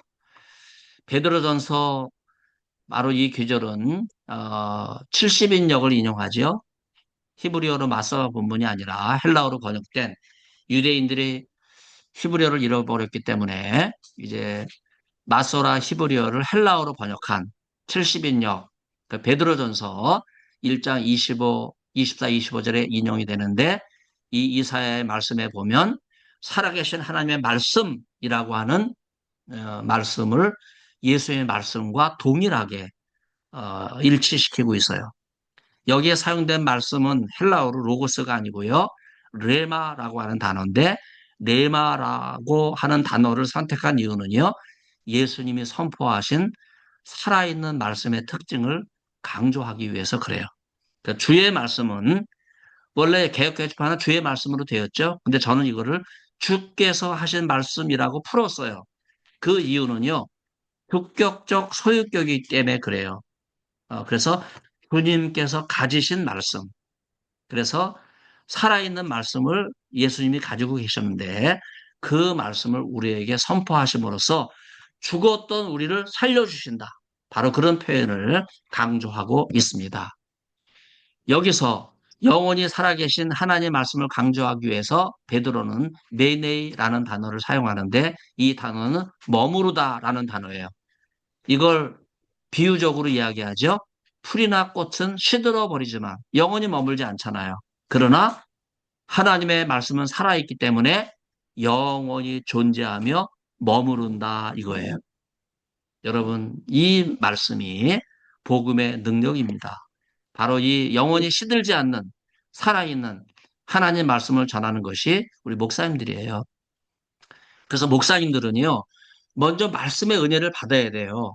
그래서 그 말씀의 능력에 사로잡혀서 어떻게든지 이 살아있는 말씀을 전하기 위해서 몸부림을 쳐야 되는데 우리 교회 목사님 보면 참 답답해요. 제 동기고 친구고 신대원 다닐 때 그 동아리에도 3년 동안 같이 했기 때문에 굉장히 친한 친구거든요. 그래서 제가 잘 알아요. 근데 이 친구가요, 말씀을 전할 때 능력을 가지고 하나님 말씀에 대한 그 뜨거움을 가지고 전해야 되는데 그런 게 없기 때문에 그냥 이거 어떻게든지 이거를 내 논지로 만들어 전하려고 해요. 그러니까 예화도 찾고 예화도 한계가 있으니까 그냥 자기 인생, 자기 가정의 비극적인 이야기 이런 걸 자꾸 이야기하는 거예요. 여러분 그거 들으면 교인들이 실망합니다. 제발 하나님 말씀, 살아있는 말씀 능력을 전해달라고 얘기하는데 목사님들이 살아있는 말씀을 가지고 죽은 말씀으로 전하면 되겠어요? 여러분, 우리는요, 살아있는 하나님 말씀을 전하는 종들이 돼야 돼요. 그래야 내가 살아나요. 내 영혼이 살아나야 성도들 영혼이 살아나는 거거든요. 그래서 이 하나님 말씀은요, 풀이나 꽃까지 시들어서 사라지는 것이 아니라 영원히 사시는 하나님 말씀, 이걸 강조하기 위해서 매대이 머무른다고 하는 단어를 사용했어요. 자, 그 다음에 한국교회에서 가장 또 오해가 많은 규절이죠. 2장 1절로 10절, 택함받은 제사장. 이 내용을 여러분에게 말씀을 드립니다. 2장 1절로 3절입니다. 사역을 말씀드릴게요. 모든 악의와 모든 속임수와 위선과 질투와 모든 험담하는 것을 벗어버리면서 갓난아이들 같이 영적이고 거짓이 없는 젖을 사모하라. 구원을 위하여 성장되어 가야 하기 때문에 너희가 주께서 자비로우시다는 것을 이미 맛보았으므로 그리하라. 여러분, 잘못된 행동 방식 제가 말씀드렸죠? 그게 여기 2장 1절에서 구체적으로 표현돼요. 모든 악의와 모든 속임수와 위선과 질투와 모든 험담하는 것. 여러분, 이걸요, 그냥 교회에서 사적인 대화로 뭐 권사님들이 서로 막 욕하는 거 있잖아요. 그런데 적용하면 안 돼요. 이 규절의 핵심이 뭐냐 하면요. 플라톤의 심포지움에 모여 있는 사람들이 지금 뭘 하기 위해서 모여 있는 거예요? 동성애 쾌락을 즐기기 위해서 상대방을 욕하는 거예요. 여러분, 그런 구조예요. 여러분, 입에 담기 어려운 욕설과 동성애 영담을 늘어놓고 있는 것이 플라톤의 심포지움입니다. 이걸 베드로가 알고 있어요. 이것을 벗어버리라 이거예요. 벗어버리라. 그리고 갓난아기 같이 영적이고 거짓이 없는 젖을 사모하라. 이것이 구원이라고 이야기해요. 여기 벗어버린다고 하는 말은 특별히 옷을 벗는다고 하는 표현이거든요. 그러면서 알몸으로 드러났을 때 그 순전한 모습으로 하나님이 처음 인간을 창조하셨던 그 모습으로 하나님 앞에 나아가야 된다. 그러면서 갓난아기 같이 영적인 거짓이 없는 젖을 사모하라. 실제로 갑바도기아 가면요. 이해하지 못하는 그림 프레스코화가 있어요. 이걸 못 찍게 하거든요. 저도 한 번도 찍질 못했어요. 거기에 딱 그, 어, 경비가 서 있어요. 저는 학술적으로 찍고 싶은데도 못 찍는 거예요. 그래서 제가 그 앞에 마침 책방이 있어가지고 책방에 가서 두적두적 하니까 그 사진이 있는 거예요. 그 프레스코화. 그래서 제가 찍었어요. 나중에 보여드릴게요. 우선 설명을 드리고 1절에서 베드로는 악한 태도들과 행위들을 벗어버린다 하는 내용을 표현할 때 의복과 관련된 은유를 사용하면서 아포테메노이 벗어버린다고 하는 단어를 사용해요. 그래서 여러분 이것은요. 이게 플라톤이 말하는 이 동성애 쾌락 하나를 목적으로 해서 서로 상대방을 욕하는 거라고 말씀드렸잖아요. 이 험담과 속임수와 위선, 질투 이런 거를 한 번에 벗는 작업이 뭐예요? 옷을 확 벗어버리는 거예요. 그런 표현을 통해서 당시 그레코 로마 시대에 널리 퍼져 있었던 동성애 향연 문화 이거를 한순간에 벗어버리라고 하는 거예요. 바로 그것이 예수님을 메시아로 믿는 하나님의 새 백성이 갖춰야 될 모습이다. 제가 오늘 말씀 결론은 하나님 백성 나중에 더 나오기 때문에 하나님 백성을 여러 차례 말씀할 텐데 하나님의 새 백성이 갖춰야 될 모습이에요. 바로 이 사진입니다. 박해를 피해서 들어간 갑바도기아 수도원에 옷을 벗어버린 성 오누포유스라고 하는 수도사예요. 여기 왼쪽에 설명이 있는데 거기 설명이 나오죠. 설명이 떻게 나오냐 하면 밑에서 다섯 번째 줄 on the west of the belt 둥근 지붕의 서쪽에 long haired 긴 수염을 가진 하얀 수염이죠. with naked saint 오누포이오스 그리고 그 사람 어디에 뒤에 있어요? behind the palm tree 종려나무 가지로 이제 둔부를 가리고 있잖아요. 여러분 이 모습을 보세요. 이거는 성 오누포이오스라고 하는 수도사예요. 그런데 남성입니다. 근데 여러분, 이 사람이 바로 제가 봉독했던 이 앞귀절, 예? 모든 것을 벗어버리고 실제로 옷을 벗었어요. 그리고 갓난아기들 같이 영적이고 거짓이 없는 젖을 사모하는 그런 수도와 기도, 찬송, 묵상을 계속했기 때문에 몸도 이렇게 여성처럼 변한 거예요. 피부도 하얗고 제가 자칫 설명하면 성희롱이 될 수 있기 때문에 표현을 제가 삼가는데 가슴도 보면요. 유선이 있잖아요. 유선이. 이게 순전한 젖을 표현하고 있는 거예요. 제가 수없이 이 그림 앞에 섰는데 그때마다 저를 인솔했던 현지 안내인이 영어를 하든 뭐 아랍어를 하든 터키어를 하든 아니면 한국말을 하든 베드로전서와 연결지어서 단 하나도 설명하진 않아요. 그래서 갑바도기아는요. 이게 바로 베드로전서를 가장 잘 표현하고 있는 규절이에요. 순전한 젖을 사모하면서 실제로 자기 몸도 이렇게 순전한 모습으로 변화됐다고 하는 것을 보여주고 있는 거거든요. 그래서 제가 이 성화를 찍고 싶었지만 찍지를 못해서 이제 설명도 베드로전서와 전혀 관련된 설명이 아니잖아요. 영어로 되어 있는 설명이. 그래서 오늘 이 본문이 이 규절을 가장 잘 보여주고 있는 표현이다 하는 말씀을 제가 드리고 싶은 거예요.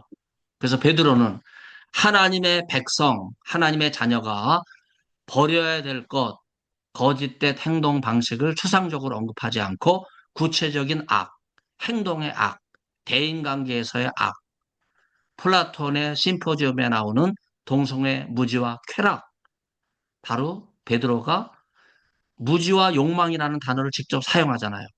그래서 죄를 버리라 하는 이러한 추상적인 표현 대신에 구체적인 죄 목록을 언급하면서 베드로가 언급한 죄 목록이 뭐예요? 모든 악의와 모든 속임수와 위선과 질투와 모든 험담, 플라톤의 심포지움, 동성애 쾌락을 추구하는 자리에서 상대방의 그 험담을 늘어놓는 동성애 쾌락을 독차지하기 위한 이런 언행 심사를 과감하게 청산하면서 하나님 나라의 권속과 백성답게 살아야 될 것을. 그래서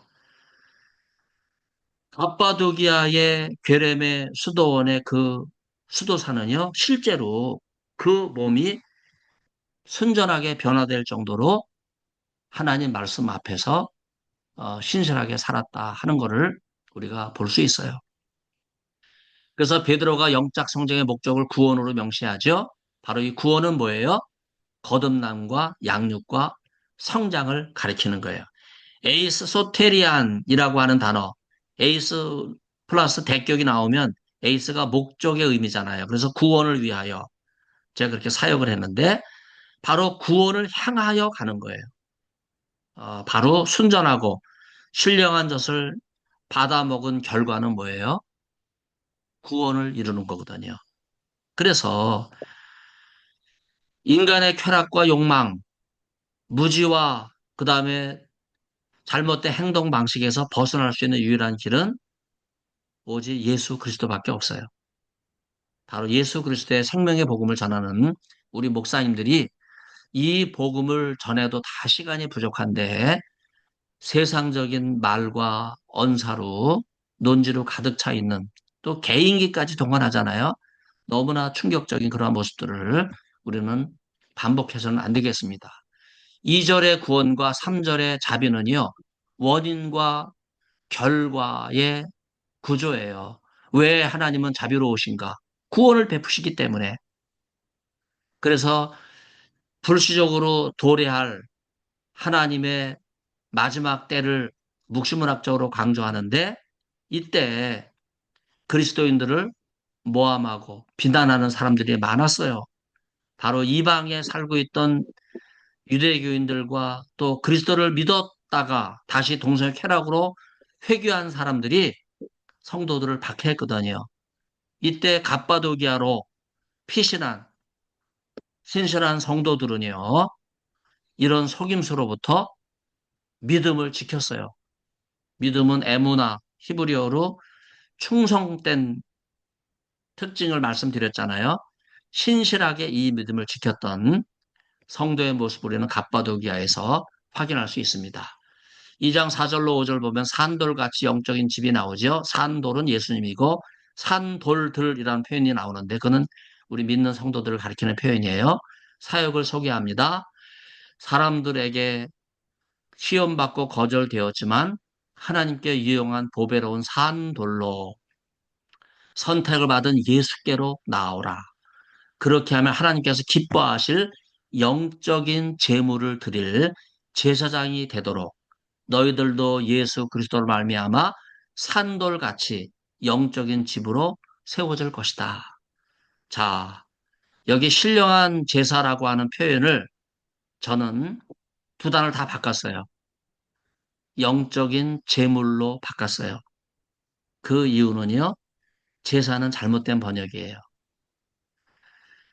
로마서 12장도 산 제사로 드리는데 우리말 산 제물로 바꿨잖아요. 마찬가지예요. 이 기절도 신령한 제사를 영적인 제물로 바꿔야 돼요. 우리를 제사장으로 부르셨거든요. 우리는 예수 그리스도를 말미암아 제사장이 되셨어요. 예수님이 제사장이 되셔서 휘장 한가운데로 지나가셨잖아요. 그래서 백성들, 죄인들이 하나님께 직접 나갈 수 있는 길을 열어주셨어요. 예수님이 대제사장이 되셔서 우리에게 열어주신 그 구원의 길. 그래서 우리도 제사장이 됐어요. 그렇다면 대제사장이신 예수님은 어떻게 하셨어요? 자신을 제물로 드렸잖아요. 그래서 십자가에서 자신을 제물로 드림으로써 하나님과 인간이 화해하는 길을 열어줬잖아요. 그럼 우리가 지금 예수님으로 말미암아 제사장이 됐다고 할 때 영적인 제사가 아니라 영적인 제물이 돼야 돼요. 그래서 예배자가 되게 하소서 그런 말 많이 하잖아요. 여러분, 그것도 잘못된 표현이에요. 제물이 되게 하소서 그렇게 표현해야 돼요. 내가 제사장이 돼서 내가 제물이 돼서 내가 대제사장에서 예수님이 십자가에서 제물이 되신 것처럼 나도 제물이 되는 그래서 나중에는 왕 같은 제사장이라는 표현이 나오는데 이게 무슨 뭐 바리새인이나 예수님 당시 가야바나 안나스처럼 무슨 뭐 화려한 옷을 입은 왕 같은 제사장 그 요즘은 뭐 회장이 타는 차를 타고 예? 회장이 타는 저택에 머물고 소망교회를 16년밖에 목회하지 않은 김지철 목사는 전별금으로 50억씩 받아가고 여러분 이게 제정신이 아니거든요. 이게 왕 같은 제사장을 오해해서 생긴 말이에요. 왕 같은 제사장은 뭐냐 하면요. 자기가 제물이 되는 거예요. 그런 모습을 베드로가 보여주기 위해서 영적인 제물이라고 하는 표현을 사용하고 있어요. 여러분 여기 갑바도기아 한 그 집단 그 거주자 수만 명이 여기 피신을 갔으니까 믿음을 지키기 위해서. 근데 그 앞에 이 나무가 있잖아요. 이 아몬드 나무인데 이 아몬드 나무는 죽었어요. 왜 죽었냐? 여기에다가 그 이 갑바도기아를 찾는 사람들이 기도 제목을 적어서 걸어 놓은 거예요. 근데 이게 또 비가 오는 지역이고 바람이 부는 지역이라 찢어질까 봐 이걸 또 비닐로에다가 써서 매직으로 써가지고 달아놨거든요. 제가 하도 신기해서 사진을 찍고 가서 봤어요. 낙서가 쭉 돼 있더라고요. 이게 낙서가 아니라 나중에 보니까 이게 기도 제목이에요. 어느 가이드도 설명하지 않는데 신앙을 지키기 위해서 갑바도기아 게르메 수도원 입구에 순례객이 적은 기도 나무의 모습입니다. 마치 예루살렘에 가면 그 서쪽 성벽을 통곡의 벽이라 그러잖아요. 예수님 당시에 8층 규모의 그 성벽이 그대로 남아 있는데 그 규모만큼 게레메 수도원이 있어요. 8층 규모로. 거기에 기도 제목을 쪽지로 써서 넣은 것처럼 여기도 마찬가지 이제 그런 간절한 소원들 하늘 끝에서 기도하면 하나님이 들으실 줄 알고 이렇게 기도 제목을 쭉 모아놓은 그런 내용들을 볼 수 있습니다.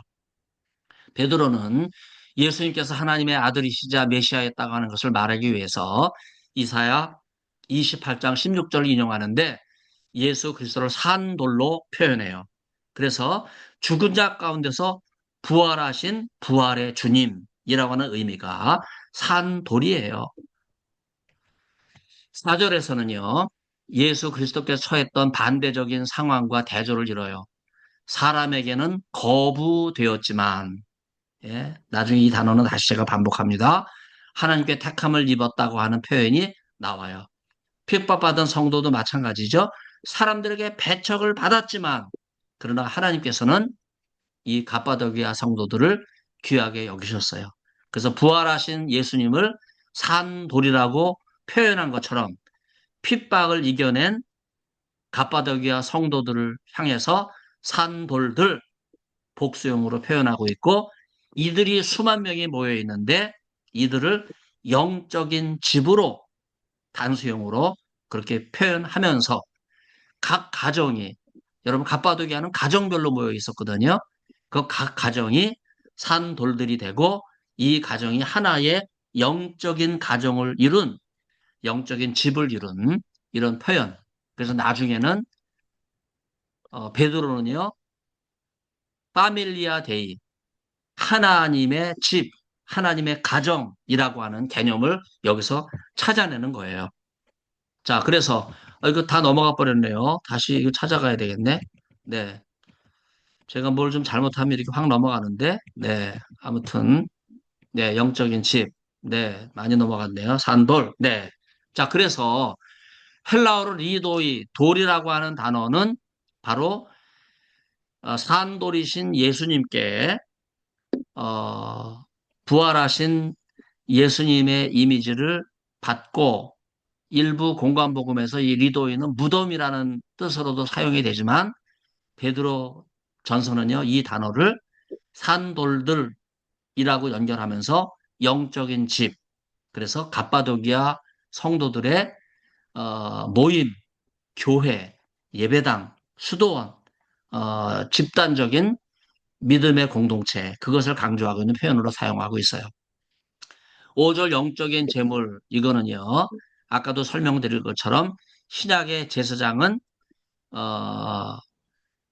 예수님, 신약 시대, 이제 예수님이 자신을 제물로 드린 것처럼 우리도, 어, 자신을 제물로 드릴 수 있어야 된다. 그래서 각각 거룩한 제사장이 된다는 말은 뭐예요? 각각 자기를 제물로 드리는, 그래서 목사님들이 교회에서 예배를 인도하는 것이 아니라 자기를 제물로 드리는 그 의식, 그런 중심적인 생각의 변화, 그게 있을 때 성도들이 변화돼요. 목사가 교회에서 죽어야 교회가 살거든요. 근데 요즘 한국교회에서는 목사가 다 살아요. 그래가지고는 한국교회는 죽는 거거든요. 그 자신을 제물로 드릴 때 교인들은 살아나는 거예요. 여기서 아포데모 키마스메논이라고 하는 단어가 나오죠. 허가받지 못하였다라고 하는 수동태를 살려서 거절되었지만이라고 하는 표현이에요. 사람들에게 거절된 분이 누굽니까? 바로 예수 그리스도시죠. 자, 그래서 제가 이 히에라볼리 빌립 기념교회 도면을 보여드렸는데 하나님의 아들 예수 그리스도 구세주를 상징하는 그 도면 언제 옆에 계시면 제가 예수 그리스도 십자가 이 팔방형 이게 교회의 도면이 돼야 돼요. 그리고 거절당하신 예수 그리스도이시지만은 베드로는요 이것이 모퉁이 돌이 되었다고 하는 것을 강조하기 위해서 교회의 도면으로 삼아요. 그리고 이걸 형상화한 게 히에라볼리에 있는 빌립 기념교회죠. 히에라볼리는 성경에 단 한 번 나오죠. 그래서 히에라볼리, 그 다음에 골로새, 그리고 골로새 4장 16절에 등장하는 라오디게아 교회. 이 세 교회. 여러분 실제로 갑바도기아 가면 라오디게아 교회 가잖아요. 이 세 교회. 히에라볼리, 빌립균형교회가 있죠. 그 다음에 골로새 교회 아직 발굴이 다 안 됐어요. 꼭 가봐야 됩니다. 그 다음에 라오디게아 교회 발굴이 끝났어요. 어마어마한 교회, 그 비잔티 교회 현장에 등장했어요. 이 세 교회에 보낸 회람 편지처럼 베드로 전후서가 바울 선교지 5지역에 보낸 편지고 그 중심에는 갑바도기아가 있다 하는 말씀을 제가 여러분에게 여러 차례 드립니다. 그래서 5절에서는요, 우리가 산돌이신 예수님, 또 산돌들 같은 영적인 집이기 때문에 교회를 떠나지 말고 신앙을 지켜야 된다. 그리고 거룩한 제사장이 돼서 자신을 제물로 드려야 된다. 그래서 이러한 가르침은요, 제물이 된 여러 산돌이 하나님의 신령한 집을 이루면서 교회가 연합한다고 하는 그런 교회의 참된 이미지를 보여주고 있어요. 요즘 교회는요, 교세를 자랑하고 외관을 자랑하고 어떤 뭐 헌금을 자랑하고 교회가 자랑할 거는요, 얼마나 많은 재물이 있었나, 얼마나 많은 순교자가 있었나. 여러분, 이런 순교의 신앙을 회복하는 것이 교회의 참된 모습이라고 생각합니다. 그래서 오늘 이 강의를 들으시는 우리 여러분들은 이런 믿음으로 꼭 나갈 수 있기를 바라요. 6절로 8절 머릿돌이신 그리스도죠. 산돌이 머릿돌, 모퉁이 돌로 연결되고 있어요. 사역입니다. 성경에 기록되어 있기 때문에 보라 내가 시온 안에 선택되고 귀중한 모퉁이 돌을 둔다. 그리고 그에 대해 믿는 자는 절대로 부끄러움을 당하지 않을 것이다. 그러므로 믿는 너희에게는 보배이지만 믿지 않은 자에게는 건축자들이 시험하여 버린 그 돌이 모퉁이의 머릿돌이 되고 그리고 비틀거리게 하는 돌과 거스르게 하는 바우가 되었다. 그들은 순종치 않아 말씀에 걸려 넘어지는데 이는 그들에게 정하신 것이라. 머릿돌이신 예수 그리스도를 중심으로 그리스도를 배척한 사람들은 비틀거리는 도요. 또 거스리는 도요. 걸려 넘어지는 돌이다. 이런 비유적인 표현을 강조하고 있습니다. 바로 이 6절은요. 이사 28장 16절, 로마서 9장 38절을 인용하고 있는 말씀이고 에베소 2장 20절도 여기에 포함되어 있는데 7절에서는요. 마태복음 21장 42절을 인용하면서 시편 117편 22절 건축자의 버린 돌을 인용해요. 바로 부짓히는 돌과 걸려 넘어지는 바위도 이사야 8장 14절을 인용해요. 제가 일부러 이 구절들을 언급하는 이유가 뭐예요? 여러분, 베드로가 이 구절을 표현하기 위해서 여기서 몇 구절? 하나, 둘, 셋, 넷, 다섯, 6개의 구절을 종합을 해가지고 모퉁이 돌이신 예수님을 강조하고 있어요.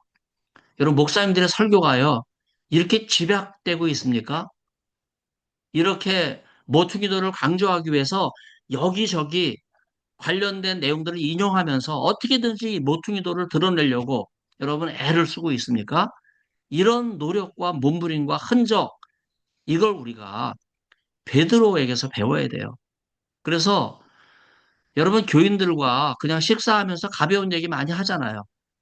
설교하면서 절대 가벼운 얘기 하면 안 돼요. 설교는요, 하나님의 계시의 말씀이기 때문에 어떻게든지 내가 제물이 되고 나를 죽여서 성도들을 살리려고 하는 이 뜨거운 영적인 감화력을 가지고 설교를 해도 모자랄 판에 농담 따먹기를 하고 있다고 하는 건 너무나 안타까운 일이거든요. 한국교회 장신대 회개해야 됩니다. 장신대 설교학 회개해야 돼요. 누구 시 인용하고 중들 인용하고 수도 뭐 수녀들 인용하고 여러분 장신대 설교가 정신 나갔어요. 그런 설교를 해가지고 어떻게 하나님의 나라에 합당한 종들을 길러낼 수 있겠습니까? 모퉁이 돌은 그 당시 건축에서 중요한 돌이에요. 예수 그리스도는요, 랍비 유대교로 넘어가는 자들에게 걸림돌 같은 존재가 된 거예요. 7절은 시편 118편 22절을 인용하면서 바로 사람들은 예수님이 반석이 아니라 걸려 넘어지는 돌이다. 거치는 돌, 방해물이다. 이런 표현을 사용하고 있어요. 6절은요. 갑바도기아 게레메 수도원에 예수님 십자가, 제가 이거를 둥근 천장을 찍다 보니까 예수님의 십자가가 거꾸로 되어 있는데 여러분 이렇게 돌려서 교인들한테 보여주실 때는 예수님 십자가, 세 개의 십자가 나란히 이렇게 펼쳐진 그런 내용으로 보여주시면 좋을 것 같아요. 여기 예수님의 십자가가 교회의 가장 핵심적인 내용입니다. 여기 갑바도기아 수도원 하나가 지금 보수를 하고 있잖아요. 여기 사다리 보세요. 이게 사람들이 이렇게 서 있잖아요. 1층, 2층으로 서 있잖아요. 이렇게 지금 보수하고 있는 이런 내용들을 보면 얼마나 이 갑바도기아 천장 프레스코화를 복원하는데 얼마나 열정을 기울이고 있는지 알 수 있어요. 교회의 구해됨은 오직 예수 그리스도 한 분에 달려 있습니다. 예수 그리스도만이 우리에게 소망을 주시고 영광과 존귀와 또 칭찬이 되시는 거예요. 구원을 주시고 보배로운 산돌과 모퉁이 돌이 되시는 거예요. 하나님의 백성으로 변화시켜 주시는 거거든요. 그래서 마지막 오늘 함께 할 내용 9절과 10절 마지막에 하나님의 백성이라는 말씀이 나오는데 제가 사역을 하겠습니다. 그러나 너희는 너희를 어두움으로부터 불러내어서 자기의 놀라운 빛 안으로 불러들이신 분의 은덕들을 선포하기 위해 선택된 종족이며 왕 같은 제사장들이며 거룩한 민족이며 그의 소유된 백성이다.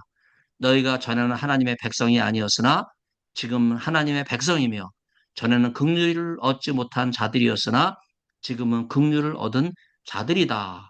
여러분 이런 표현이 나오는데 베드로전서 8장 4절 시편까지 베드로는 여기서 랍비 유대교를 향한 유대교 전통을 대망해 왔던 바로 그 모든 구원을 완성하셨다. 바로 예수 그리스도를 계시하고 예수 그리스도가 구원의 완성이라고 천명하면서 그럼에도 불구하고 다시 랍비 유대교로 되돌아가려고 하는 거짓 신앙인들을 향해서 성도들 어두움에서 불러내서 자기의 거룩한 빛으로 불러내신 분은 예수 그리스도이기 때문에 그 신앙을 굳게 지키라고 말씀하고 있습니다.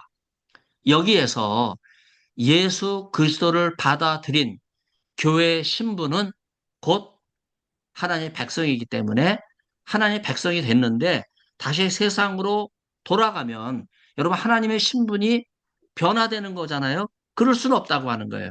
그렇기 때문에 되돌아가면 안 된다고 하는 것을 강조하고 있어요. 여기 선택된 족속, 왕 같은 제사장, 거룩한 민족, 그의 소유된 백성, 여러분 다 동격으로 사용되고 있는 표현이에요. 이 단어는 9절에 하나님의 백성과 연결이 돼요. 그러면서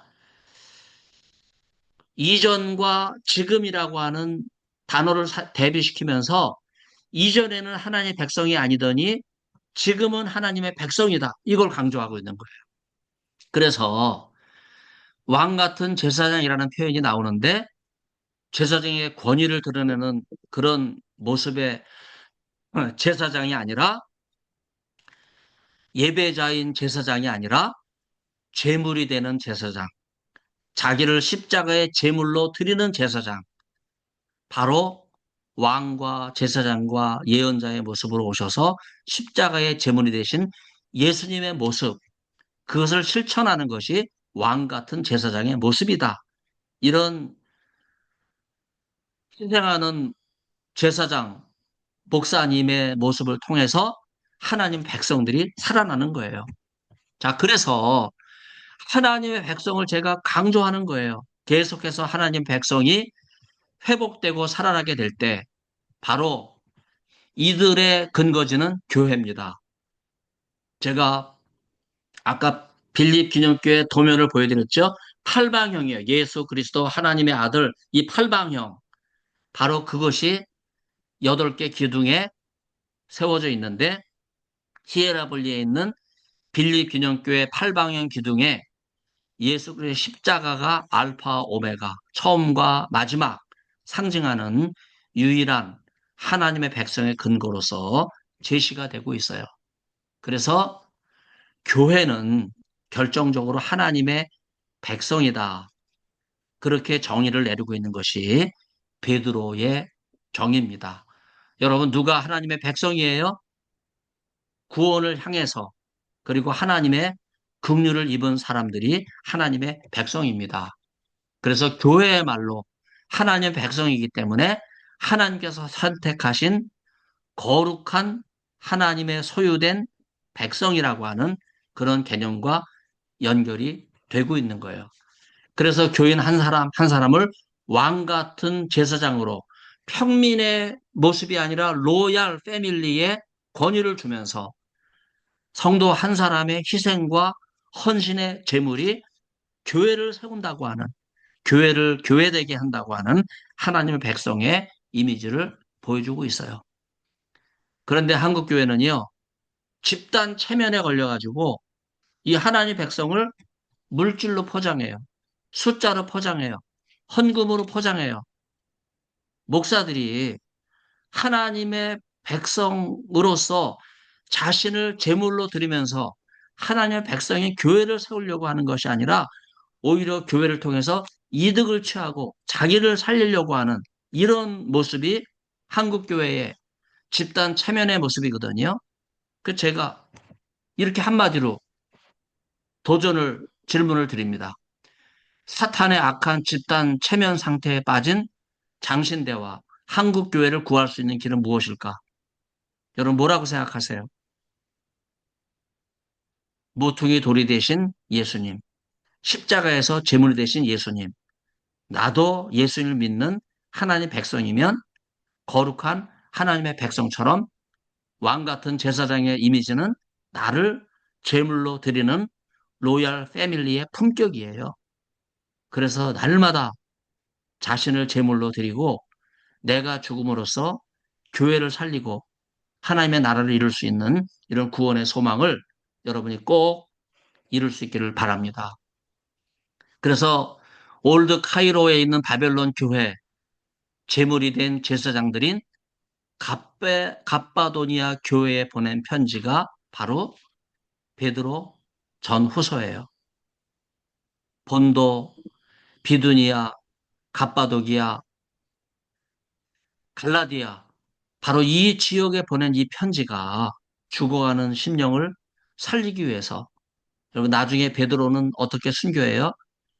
자신을 십자가에 거꾸로 달려 제물이 되면서 순교하잖아요.